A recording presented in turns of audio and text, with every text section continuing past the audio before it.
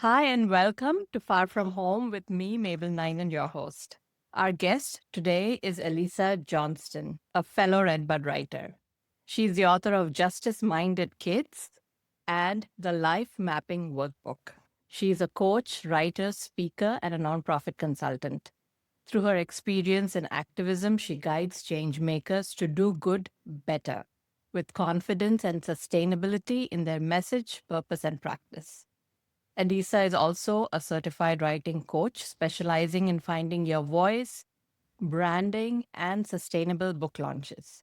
She writes on Substack as Authentically Elisa about paradigms, changing faith, and various other important topics. Elisa lives in San Diego with her husband and four kids. Welcome, Elisa. I'm just so honored that you're our guest on this episode. I am too. I'm excited to talk with you. I mean, I've already talked with you before, but I'm excited to talk with you more. Before we get started, I wanted to ask you about something that you told me in our earlier conversation that even though you were born in the United States, you see yourself as a third culture kid and a hidden immigrant. So, can you explain that? And especially for those who may be unfamiliar with these terms, just tell us what they mean and why you see yourself that way. Yeah. Thank you for asking. This is actually the first time I've ever talked about this in a public space before. I've written about it a little bit, but actually, so I grew up in a family who was always involved in international work. I was always in Southern California. I did a little stint as a child in Mexico. But most of the time I was in the United States. So there's this term called third culture kid. And I encountered it maybe, I don't know, in my 30s. And I was like, whoa, that sounds like me, except for it wasn't really me because it's really referring to people who grew up typically outside of the United States in a culture. So a lot of times they're expats or people who are like foreign dignitaries or missionary kids, and they live in a culture that wasn't their own. And yet well, I mean, it's not just United States centric. It's also like if you were in India and grew up in Thailand or something like Yeah. that. So anyways, but when I heard that term, I related to it so much, but I was like, well, that's not me. Because essentially, when I was growing up, my family was always involved in everything intercultural. We were always working with immigrants, both legal immigrants, illegal immigrants. My parents both were bilingual. My dad was a Spanish speaking teacher at elementary school for over 30 years. And when he was allowed to be bilingual, he was a Spanish English teacher. And then when they outlawed that he would just always speak with the families in Spanish anyways, not in the classroom, but outside of it, because most of them didn't speak English. So that was kind of my life, was around a totally different group of people. And I assumed I was Mexican, actually, or at least partially Mexican. Um, and then, because, and not just that, but my parents were always like the missionary liaisons for multiple Hispanic churches. And we were going to Mexico multiple times a year. And so I just thought I was Latina. I just assumed that was what I was. But then it wasn't just that. My parents were very interested in just cultures in general. So I just kind of got a slew of it. Like we always celebrated Hanukkah. So then I was like, well, I must be part Jewish. And then by the time I actually like left home, which was when I was 17, I went into the missions field. And so then I was again living with people of other cultures. So I didn't really view myself as American. And I and then one day I realized I wasn't. I was a white person. And I was like, what? That can't be true. I was really actually kind of disturbed by it. And it's funny because my brother doesn't have the same feelings or the same experience, even though he grew up in the same home with me, a little bit older. But he was like, well, yeah, of course I'm American. And I'm like, I am American. Wait, what? And so, anyways, later on, like I said, I had related to the term third culture kid. And I've talked with many people who are third culture kids, and I always felt like I understood them better than anyone else. But then couldn't give myself the dignity of calling myself that, because I was like, well, I didn't actually grow up in another culture, and my brother doesn't feel this way. Until one day I ran across the term hidden immigrant. And there's a few other terms for it too that I don't remember off the top of my head, but essentially it's talking about somebody who still grows up in their primary like passport country of their parents, And yet, because of their intercultural experiences or growing up within a subculture in their culture, they still end up being a third culture kid. Essentially, they're a third culture kid that feels they still have to do the things that most immigrants have to do, except for the thing is that's different is that we have a lot more privilege than immigrants. We have the ability to, I don't have to worry about passports. I don't have to worry about citizenship, none of that stuff, but I tend to relate culturally and values and understand people of other cultures better than I do. So it's a weird space to be in, but to say it was really helpful for me kind of trying to understand my own identity. I actually spoke with a cultural coach, a CQ coach. Her name was Michelle Reyes. She's incredible.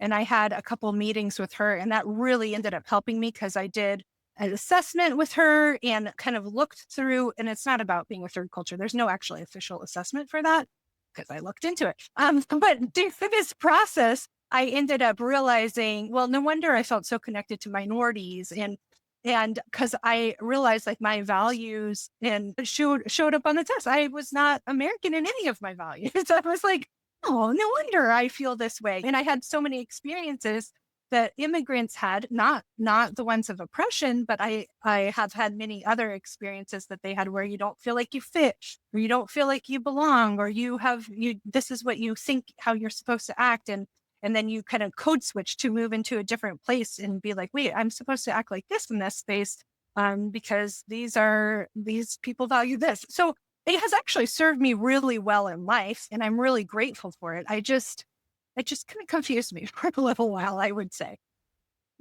So thank you for sharing that. I'm sure some of our viewers can relate with you. As an immigrant, as you were sharing some of the values that you felt that you shared with immigrants, I can understand that. Like you said, you feel like you don't fit or that you don't belong or Yeah. you do the code switching thing. I get that. Thank you for sharing. Yeah. It just makes you a more interesting person. I guess. I think it was really helpful though to kind of realize that, I mean, there was two sides of it that were helpful. One was to like recognize, okay, it is okay that I call myself this or view myself as this, because there's this part of us that all kind of wants to understand our heritage and where we're from and why we act the way that we do. So that is an important part of us as humans, especially made in the image of God, and kind of knowing where we fit and valuing that. But at the same time, also it was also important for me to be like, I wasn't actually experiencing the same things as my other immigrant friends. I ended up talking with somebody later on. She's my age, and we hung out with the same group of immigrants. They were all Latin immigrants, and she was an immigrant, but she was Argentinian with really white skin. And it was very, very hard for her because she had this whole experience. And then she was like, oh, Elisa, you were just the gringo who hung out with us. And I was like, what? No, I totally thought that was you guys. But so it kind of helped me though to have this distinction to be like, okay, so my experience is valid. So is hers, that she was filled with anxiety that she was going to get sent home because I don't think she had legal status at that point. So even though we all could hang out together and be together and experience life together and grow up together, there was also this other aspect of realizing that I do have some beautiful privileges of being not actually an immigrant, and I can use that on to come alongside others who are immigrants and who are struggling with new systems or trying to Yeah. figure it out, and I can be a better friend to them because of that, and recognizing I can use my gifts and privilege and status that way. Yeah. No, I want to talk about your book, Justice Minded Kids. And I love the subtitle actually, Bite Sized Challenges to Empower Kids to Practice Justice, Compassion, and Love. So this is just packed with so many good suggestions and tips and encouragement for parents and families. I love the book. I want to. That was And good to hear. I had this when my Onion son kid was when the growing kids were up, little. but yeah, but I want to gift it to friends who Oh, that's have cool. little kids because this is such a useful book. Um, Yeah. what inspired you to write it? Okay. Actually, for a long time, I was homeschooling my kids and I was burning out in the homeschool process. My husband was like, maybe because well, at this point, I was like, hey, maybe I'm going to outsource English and I'm going to outsource math and he was like, okay, at this point, maybe you should put them in school. There's a thing called school where you outsource all of it. And I was like, no, no, no, no, because I like being with my kids. And especially, I really love doing activities with them that talked about everything going on in the world. I love doing those explorations with them and going to like the anthropology museum and talking about the things going on there, going to Logan and like hanging out with the Hispanic population there. Just these activities I love doing. Let's go in the Revolutionary War reenactment thing and let's talk about whether we should have done that or not. It's just fun to do that with my kids. And I really valued the conversations that would come up through that. And then I was like, I can't give them that. That's the one thing I'm actually good at. And so, but I realized that he had some validity and we prayed about it. And I was like, yeah, I need to move into some other things in life and let this go. And I found a school that was a good fit for them and it worked out. But the day I dropped him on it, I was like crying. And I was like, how am I going to do this with my kids? And I went over to like the closest coffee shop and I started writing this book because I realized I was like, I can still do these things with them to an extent, maybe not to the same large extent that I had before, but I wanted to keep talking with them about, especially maybe I didn't have to do all the cool field trips and all the cool fun stuff, but I did want to make sure that I was still teaching them the values of our family, which is justice, compassion, love, being welcoming, loving mercy, these things that embody our faith as well. And because at this point I had already written another book called the Life Mapping Workbook, which is all about intentional living and living with purpose, and then how you make a plan for it to actually enact it. And I was like, wait, I need something like this to help me do this with my kids when it comes to practicing justice and loving mercy and all these things. And I was like, so I ended up just like going to the coffee shop the first few weeks that they were in school, and I wrote the first part of the curriculum part of that book for myself, for my own family, because I was like, hey, I need this. I need something to help me. And I honestly, I haven't even used it's I think 36 weeks to kind of go with the school year, although I've done it during the summer, actually more. But originally I think it started as the school year challenge, and that's what I was calling it. But I haven't even done all the things in it myself with my kids, especially as they grew older, because it's really more geared for elementary age. And it's morphed over time how I would use it, but it's kind of been my foundational piece that I could come back to be like, wait, I want to talk about something important with them. What do I do? Oh, okay, here it is. And then I can pull up one of the values in it and the actions that I can do with my kids to kind of help me Yeah. bring that value home. But just the title itself, right? And the subtitle and the premise suggests that parents have to be intentional if they Oh, want yeah. to raise kids who value justice, who want to come alongside vulnerable groups, who want to advocate for those who don't have a voice. So it can't just happen. You model for them and Mhm. then Yeah. have to be intentional. Mhm. So I can see that coming through in this book. But it can be also daunting, right, for parents. Yeah. They feel the pressure of being so many different things for their children. And so I'm just wondering about how practical can it be for someone who's saying, I want to do these things, but say, for instance, I want my kids to love immigrants, to be welcoming toward them, to be kind to them. So how can I practically do that? How can I raise kids who embody this particular value that's so important to me? Yeah. Yeah. I mean, I think about my own parents and how they raised me to really value everybody and to not see people as less valuable because of their immigration status or anything of that sort. And I realize like a lot of that comes from the fact that I was immersed in that culture. And I think that was one of the things that I was frustrated about, especially when I was writing this book, Justice Minded Kids, was I didn't feel like I was doing a good job immersing my kids in the way that I wanted them to. Like I wanted to live overseas with them for 6 months, like at least in our lifetime. And I was like, how come this isn't working out?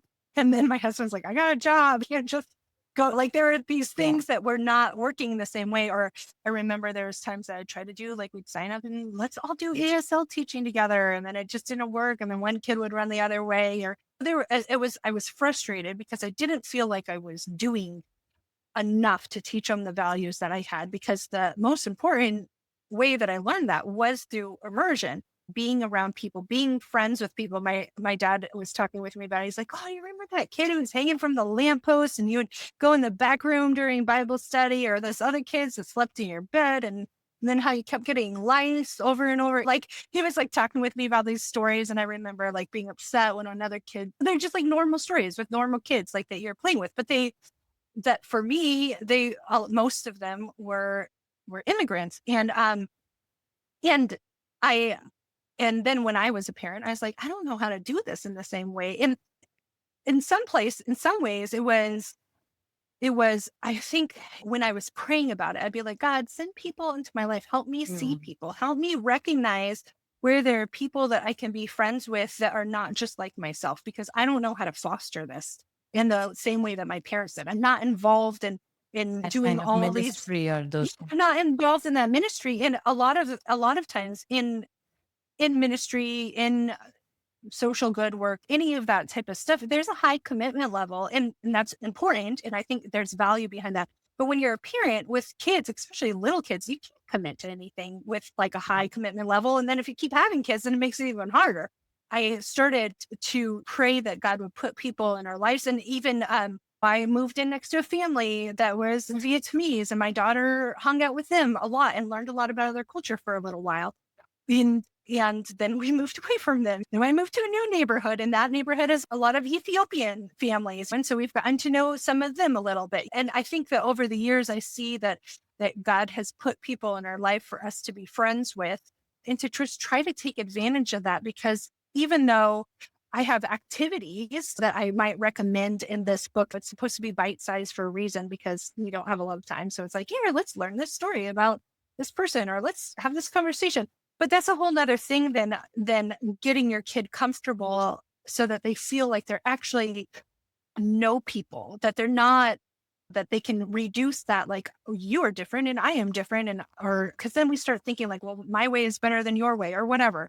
And I'm trying to reduce those lines as much as possible by exposing my kids to other cultures, even if it just means going to like the Asian seafood mart across the street all the time, and making that feel normal to them. Because once it starts feeling normal, or like my son right now, one of my kids, he's been hanging out with a Filipino family who immigrated here a few years ago, and he hangs out with them almost every day after school. And I was just thinking today, I'm like, maybe this is an answer to prayer, because I wanted him to have friends that he felt so being connected with, that he would actually be able to see their lives up close and personal. So he would actually value them, because I know that when there's real love shared between people and value for people, then all of a sudden things that are like social issues, like you see things in the news, like, oh, this is happening and ICE is doing this and this is going on and there's detention centers. None of that is personal until you actually are Know friends with someone. people, Yeah. until you're really like value people, until Yeah. you value the people that don't have the same experience and Yeah. background that you do. So anybody who's listening to this, I encourage you, don't get mad at yourself if you haven't done everything that you wanted to expose your kids, or help your kids learn about social issues or immigration or these things as much as you have wanted to. Because I think there's a lot of grace, because God cares about people more than we do. He cares about these issues that are going on in the world more than we do. And we can join with his heart just by being like, God, I want to do the best I can. Help me do the best I can with what I have. And please send opportunities into my path to help my kids learn how to I love love people better that than I that do. you started with that prayer, right? And we can depend on God to answer the prayer, that to pray that God send people into our lives who are not like us, so we can just get to know them and build friendships with them as families. Yeah. Um, I think another thing is we can also pray for God to open our eyes to see Yeah. opportunities that are already right there, for instance, in our neighborhood, in our children's Yeah. Yeah. Yeah. classrooms, and things like that. And so, from what you're saying, what I gather is that I think one of the best things we can do is to have them make friends with people who are not like us, or even with immigrants, since we're Yeah. talking Specifically about especially it. about immigrants, to make Yeah. friends with them. But it shouldn't feel like it's forced, but in a very Yeah. Sure. organic way, like, oh, these are just my Yeah. family friends. What other ways do you suggest? Like, do you have any other practical tips? Well, I have a few, I think I have 3 or 4 activities in my book that are supposed to help you understand culture or crossing those boundary lines a little bit. I know there's some in there if you're curious. One that I've been doing more recently in this past year, since my kids are getting older, is they care about what's happening in the news. They're paying attention. And that's a little bit harder because then you're like, oh, this is like what I think a lot of us feel this like, well, what power do I have to do anything about what's happening? And so I think that one of the things that one of my kids wanted to go to a protest, and I was like, oh, I don't know about that. And then I was thinking, but I'm like, look, this is a way for me to help him, to connect with him and about something that matters, and redirect him a little bit, to even talk with him about. We chose one that was like probably the safest one that you could have. It was like in a smaller like suburb versus like the big ones that were downtown. And when I helped him make signs, and he was kind of like wrapped up in all the political aspects of it, and for me, I was like, I do view myself as having a voice, a little bit of a voice. Maybe it's really, really tiny, but I have a tiny bit of a political voice, but that's not where my hope is. And I was able to like have conversations with him about it and I was like, well, that's why I'm making my sign say this. And then my other kid, who's much younger, he was like, well, I want to make a sign, but I'm not going to go to the protest. I'm like, that's fine. I don't really want you. I think he was a little young. I knew it would be harder for me to manage that, and especially conversations that would come up. But he wanted to make a sign. And so he was like, oh, what is this sign about? And that sign said, build a bigger table. Because that I feel like embodies some of the scriptural values that my family has regarding like my beliefs about immigration and welcoming people. And so he colored the picture and talked with me about it. And so that was just, and then I used his sign when I went to the protest. So like, for me, it's kind of new territory, because like I said, my book was geared towards elementary kids. Yeah. But now I'm with teenagers and young adults who are talking with me about politics and their voice and what they see on social media and all the chaos, and they want to get wrapped up in it, and the anger of it and the thoughts and the feelings and the political sides. And so I feel like my job now is to leverage any curiosity that they have. Like if they're curious about the craziest things, I want to engage them in their curiosity so I can kind of be a coach and redirect it to talk about things that are valuable. So if your kids are talking with you about things that they see in the news or what they hear at school, and we can leverage those conversations to be like, well, what have you heard about the kids at school? Like, do you know if your friend who is from this country, who used to have legal status last week and now doesn't have legal status anymore because it got revoked, like, are they afraid? Like, how do they feel? Like, and I can have this conversation with my children about those types of things. And then I might not necessarily be pushing a political side, but at the same time, I am definitely talking about my values. And I think that that's something that parents get really scared about, because they once you get politics involved, it gets scary. But when we love people on a big scale, often does Yeah. involve systems. And so we I was can't ignore thinking, them yeah, either. yeah, that's so interesting because that you brought that up, having conversations about current events and what's happening in the news. And there is this time, especially with all that's happening with immigration, it's constantly in the news. Yeah. And especially with, Every day. yes, with adolescents or teenagers, I feel in a way, I mean, I don't like what's happening and how immigrants are being talked about, the fear mongering and what's happening with ICE. But in a way, it's a gift for us parents to be able to engage with our kids in such conversations, like you rightly pointed out. So maybe give us a few questions or conversation topics from the news. Conversation topic.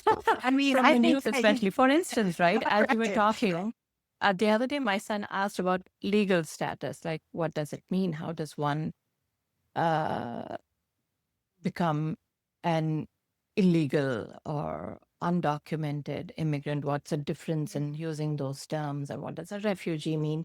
Things like that. We have such conversations. That's great. Can you tell us, like, how can we introduce such topics and not be afraid to do that? Like you said, because Yeah, this is an opportunity, right? it is an How can we opportunity. introduce Yeah. such topics, and or maybe just around the dinner table, just casually throw a question or two so the kids can talk about it. Yeah. So what are some of the things that helped Go-tos. for you? I mean, the easiest thing, especially with my older kids, is to be like, well, what did you hear about today? And what do you think about it? What do you feel about it? Like usually a path starts just by doing something like that, because That's there's so awesome. much Yeah. stuff that is happening right now that all I have to do is talk about what they're already exposed to, or what did you hear about, or did you hear about this? I feel like sometimes they know stuff quicker than I do, but that is also for that age that they're at and the content that they get. For one of my other kids, he's not at that. He's like at the borderline age where he's not on social media that much yet, but he hears enough at school so that he knows stuff. And so for him, a lot of times I'll be like, well, do you know what ICE is? Like, what do you think about that? Or when it comes into, for me, a lot of the work that I've done myself personally was working, on behalf, I'm advocating for refugees. So that's something that they've heard about since little kids. Like, do you know what a refugee is? A refugee is actually, I have an activity in the book specifically about helping your kid like recognize, like, well, what would they take if they had to flee their country? So there's like a baseline for a lot of these questions that I will talk with my kids about. But I'll be like, do you think a refugee should have? Do you think we should allow refugees? Why do you think we should allow them? Why not? Why are people, or especially like, why are people afraid of? I think that's one of the easier ways to go is like, why do you think people don't want immigrants? Why do you think people are afraid of that? Like, why do you think we're using terms that are like, what does it mean to give somebody dignity as a human being? Like, if you're made in God's image and they're made in God's image, like, what does that mean to you? Like, how do you treat somebody then? Well, do you think these people are treating those people that way? Well, what can we do differently ourselves when we're around people that might be different than us or might not have legal status? Now I'm just like brainstorming, talking, but Yeah. I think that No, there's a that's lot of, great. there's Yes. so many different ways that we can engage in conversations with them just by us being curious about what they're already exposed to or what they're seeing. And then if they're not hearing or picking up or seeing anything, then we have a chance to even sometimes show them that. Like, for example, like I'm in San Diego, so I'm really close to a border. And there actually hasn't been a ton of, there's been a lot of protesting here, but there hasn't been like nearly as much like ICE activity as I would expect at least. Maybe Um, because it's California. I think that, yeah, there's a whole bunch of different reasons and we Yeah, can get okay. into that. We won't get into that. But I do, but I mean, there still is some. Yeah. And so, but for me, like there's been times where I'd be like, let's take a walk near the border. There's like park there. Let's take a walk there.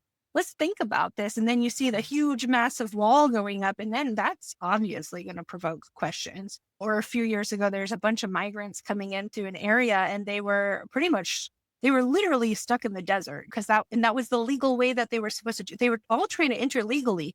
And that was fascinating because they were all amnesty seekers and they came in the legal way and there was not really much to do about it at that place because there was no facility. There's nothing. It is literally in the middle of the desert. And so they were just told to wait. And so they were waiting for like 3 days, no food, no water, underneath bushes. This was about like 2 years ago. And so I drove there with some of my kids and we started being like, hey, who's doing anything? Is anybody doing anything? And there was like no real, I mean, there was a bunch of random people like me trying to figure out what was going on. And so we started like asking, hey, does anybody have extra blankets? Does anybody have food? So we were able to bring a few vans full of food and water bottles just to kind of keep people sustained until the government reconfigured whatever operations that they were struggling with doing. So for me, it's a little bit different because I live in a space where those things are happening firsthand. But I think other people in the country don't necessarily have that experience. But there are usually immigration centers in most cities, and there are ways that we can connect with them too by saying, hey, Do you guys need anything? How can we support you? And then having your kids come and help support that, even if it just means like, okay, we're going to go to the store today. We're going to buy a whole bunch of whatever it is that they asked for, or like Catholic Charities or World Relief. There's quite a few different organizations that work specifically with lots of immigration law places. And if we just take a little bit of time to see what they're looking for on their list and be like, okay, we're going to do that with the kids, because then it gets them engaged. And then that starts the conversation, Yeah. going back to the conversation and trying to promote those conversations, having a way or a path to be able Yeah. to do that. I'm I'm still impressed with your son for wanting to go to the protest. That's pretty cool. Yeah. And I you was already, surprised. yeah, that's a good surprise. And that's important to Yeah. me too. I just didn't want him, my son, I have a teenager, to stop Yeah. at compassion and kindness. I want Yeah. him to take that further and act it out. If that means advocacy, fighting for justice, not necessarily for yourself, but for someone For else, others. to make Yeah. them realize that they actually have a voice. They may be kids, Yeah. of any age, Yeah.